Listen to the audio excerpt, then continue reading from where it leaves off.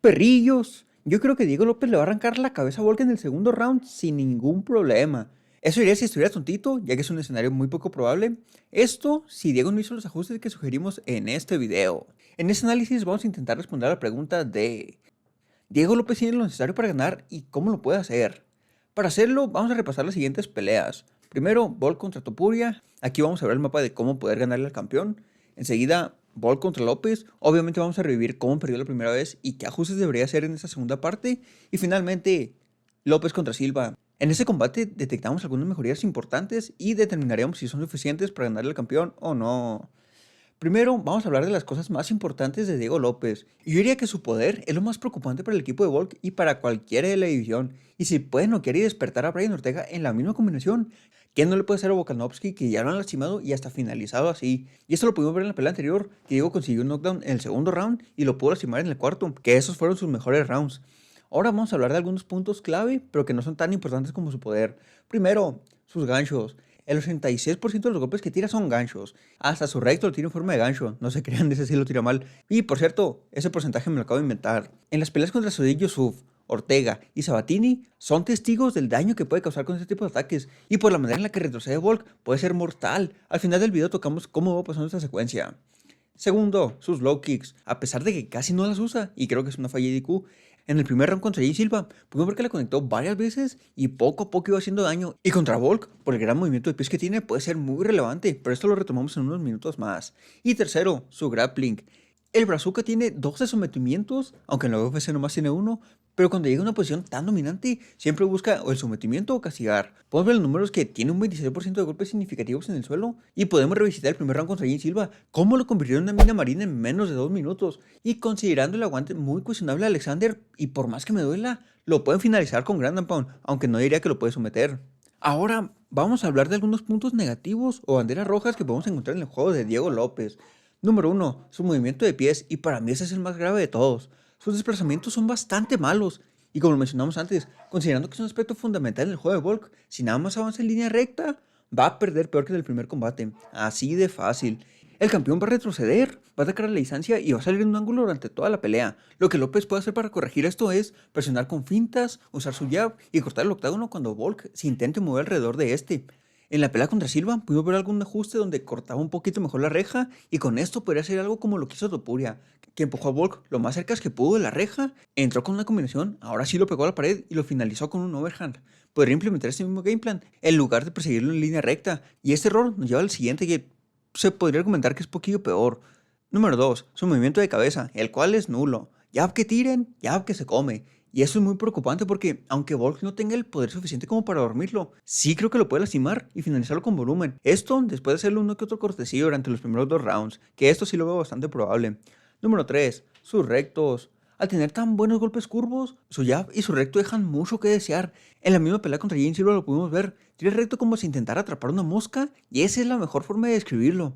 Su jab es bastante decente, diría que fue el golpe más importante durante el primer round, pero su recto sí es pésimo. La forma, el cómo se sobreextiende y que sus setups no son muy buenos, diría que es su peor golpe. Y contra Volk, que se va a mantener a la distancia, diría que esto es horrible. Te va a ganar cada intercambio de 1-2 durante los 25 minutos de la pelea, y eso que Diego tiene un poquito más de alcance.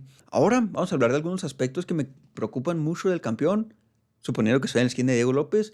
Y a ver, cuando hablamos del mejor peso pluma de la historia de la UFC, y sí lo pongo muy por encima de Aldo, es muy complicado seleccionar 3 aspectos como sus mejores herramientas, pero estas son las que yo considero que más problemas le pueden dar a Diego. Pero antes de, vamos a hablar de algo que no me preocupa del campeón, y esto es su poder. No diría que se me viene a la mente la palabra noqueador cuando pienso en Volkanovski, no les voy a mentir. Y para noquear a Diego, diría que necesitas una pegada muy particular para poder tambalear las patitas. Ya sé que están pensando, pero Mob se lo pudo lastimar y es luchador, y yo les contestaré, estábamos pensando en lo mismo. De igual manera, no diría que Volk lo puede comprometer con un solo golpe. Ahora vamos a hablar de lo que sí me preocupa del campeón, y es él. Sí, Volk me preocupa si estuviera en la esquina de López.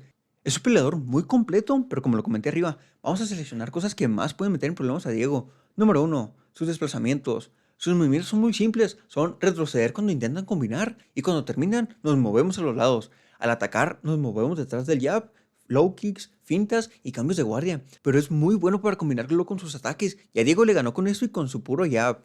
Siguiente aspecto, su IQ.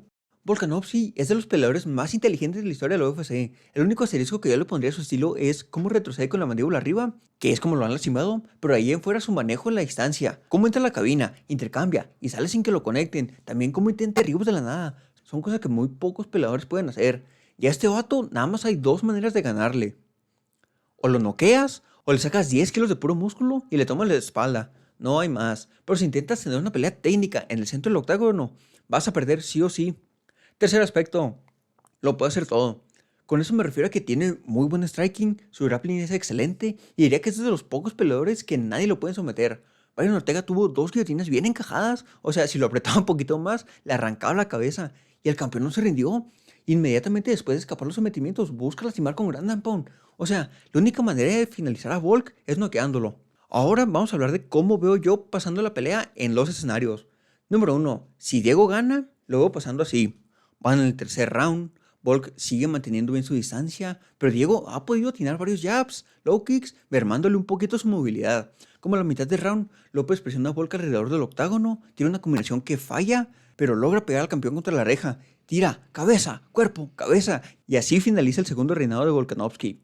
Pero, si no consigue pegarlo contra la pared, puedo ver perfectamente ese juego del gato y el ratón por 25 minutos. O sea, Volk va a pelear detrás de su jab, sus low kicks y explotando de vez en cuando para conectar combinaciones en la cara de Diego, mientras que el brasileño se frustra al no poder lastimarlo y poco a poco se va alejando de su game plan, provocando que así vaya recibiendo más y más daño, peor que en la primera pelea. Lo que sí me preocupa mucho Volk es que dice que quiere finalizar la pelea y que va a ir al intercambio.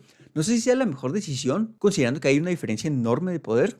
Y si Islam te puede lastimar en esa posición, que su boxeo es bastante limitado, entrar al terreno donde Diego es mortal puede ser fatal para el campeón. Ahora, dicho todo esto, si tengo que elegir alguno de los dos, yo pondría mi dinero en Volkanovski para ganar por decisión. Yo creo que todavía trae con qué. Su IQ es el mejor de la UFC y no sé si López mejoró tanto su juego de pies como para poder ejecutar lo que comenté. Y esto es un problema demasiado grave aunque me lastime mi corazoncito admitirlo. Eso sería todo, perrillos. Si les gustó, déjenme un like. ¿Ustedes creen que Diego ya hizo esos ajustes o vamos a ver la misma historia otra vez? Y si les gustan los MMA y no quieren ver un rapper como campeón, está en el lugar correcto. Nos vemos en la siguiente. Adiós.